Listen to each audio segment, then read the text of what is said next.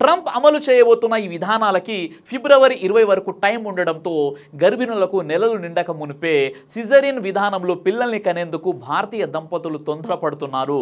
Delivery కోసం ఆసుపత్రుల వద్ద క్యూ కడుతున్నారు.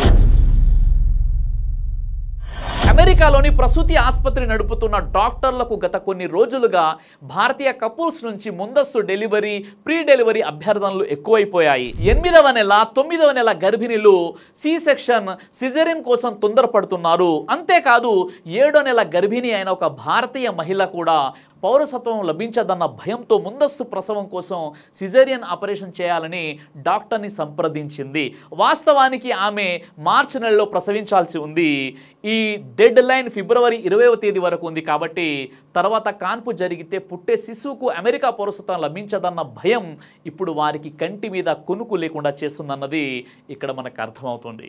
ఈ విధంగా మార్చి నెలలో డెలివరీ కావాల్సిన ఆ మహిళ మరియు ఆమె భర్త 8 ఏళ్లుగా H1B వీసాపై అమెరికాలో ఉంటూ గ్రీన్ కార్డుల కోసం 6 ఏళ్లుగా ఎదురు చూస్తున్నారు. ఇప్పుడు అకస్మాత్తుగా పౌరసత్వ విధానం మారిపోయింది. వాళ్ళు ఇప్పుడు భయం లేకుండా ఉండాలంటే ముందస్తు డెలివరీకి వెళ్ళడం ఒక్కటే మార్గమని అనుకుంటున్నారు. ఈ విధంగా ట్రంప్ ఏదైతే ఎన్నికల సమయంలో చెప్పాడో దానిని అమలు పరిచి అందరినీ షాక్కి గురిచేస్తున్నాడు.